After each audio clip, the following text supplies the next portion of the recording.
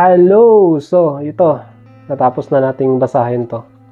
Magbigay tayo ng review and mga haka-haka na rin kung anong nilalaman ng librong na to at kung anong natutunan natin. So, Rich Dad, Poor Dad. Dalawa yung tatay niya. Hindi literally na dalawa yung tatay niya. Actually, yung Rich Dad, tatay ni Mike yun, yung kaibigan niya. And yung tatay niya ay professional na teacher. So, nakikinig siya sa mga advice ng dalawa niyang tatay. Yung tatay niya is teacher nga. Ang advice sa kanya, kumuha siya ng magandang kurso para magamit niya and earning money. You work for the money. Yun. Yung dad naman, rich dad naman, yung tatay ni Mike na kaibigan niya, tinuruan siya na maging the money should work for you, not you working for the money. So yung tatay niya ay teacher nga, yun nga, naniniwala siya sa go to school, finish your school, get a college degree, and then the college degree will give you money if you apply in a good company.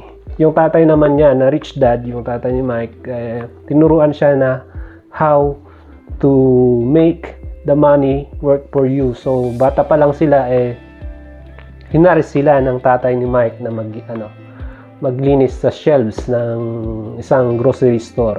Eventually, natuto siya kung paano i-value ang pera doon kasi ang sinasahuran lang siya ng maliit na halaga lang. $10 yata yun. Then, ilang weeks siyang nagtrabaho doon na $10 lang yung sahod niya. And sinabihan siya ng tatay niya na ini-exploit niya yung tatay niyang teacher na ini-exploit niya yung si Kiyoshi Robert na dapat humingi siya ng increase.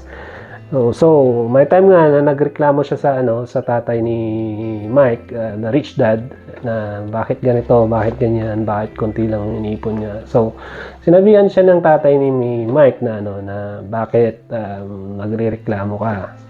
So yun, in-explain niya. I don't want to get in details on that. So mas maganda basahin niyo kasi maganda yung tinuro niya doon. Yun, sinuruan siya na at after the conversation, nag-agree sila ulit na hindi na siya sasahuran. The thing that I learned from that is you must learn how to value your money. And it's not what you earn. It's what you learn. Yun ang gustong ng rich dad sa kanya, yung tatay na Mike na they should not go for the money. At the young age, they should be learning how to not make the money control them. Because if the money control you, you will be working for the money. And if you don't value money and make the money slave for you, the money will work for you. Parang ganun yung niya, yung gustong parating ni yung rich dad sa kanya. So ayun, natawa pa ako sa part na nung matanda na siya, nung punta siya ng Singapore, mayroon siyang ini-interview doon na interviewin siya ng isang reporter. Then this reporter is maganda na, magaling sa pagsusulat. So tinanong niya yung reporter kung gusto niyang i-publish yung pagsusulat niya. Kaso ang problema, nung sinabihan niya yung reporter na kumuha ng sales course, yun minasama ng reporter na yun yung parang advice ni Robert sa kanya na you have to undergo to sales in order for you to sell your product. And sinabihan si Robert na professional na siya at nagtapos nga siya sa mga ganitong kurso na and then that's the nakuha ko pang points na in order to sell your product or your knowledge, you should enrich yun nga, paano mo ibebenta yung isang bagay na nasa yun na kung hindi mo naman alam kung paano ibenta? Gaya ng reporter-writer na yun. Writer siya, magaling siya, kaso yun nga, hindi niya alam kung paano i-market yung knowledge niya. Yun, parang ganun. And there's so much thing in this book. So much. I've learned a lot in this, but inside this book is teach you how may mga ano siya, may mga pointers siya na how to be wise on money. Yun nga, parati nating sinasabi na I can't afford to buy this. But si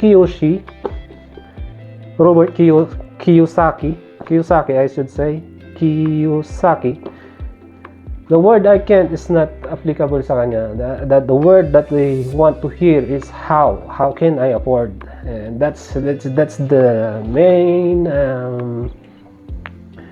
main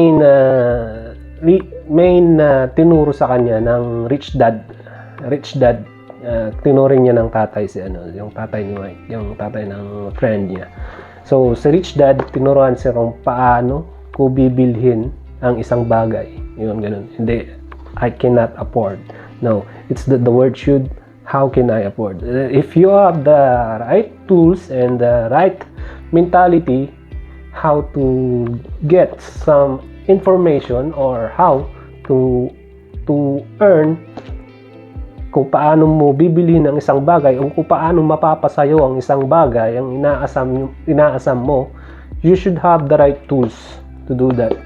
And the thing is communication and information is the best part din para makagather ka ng mga information.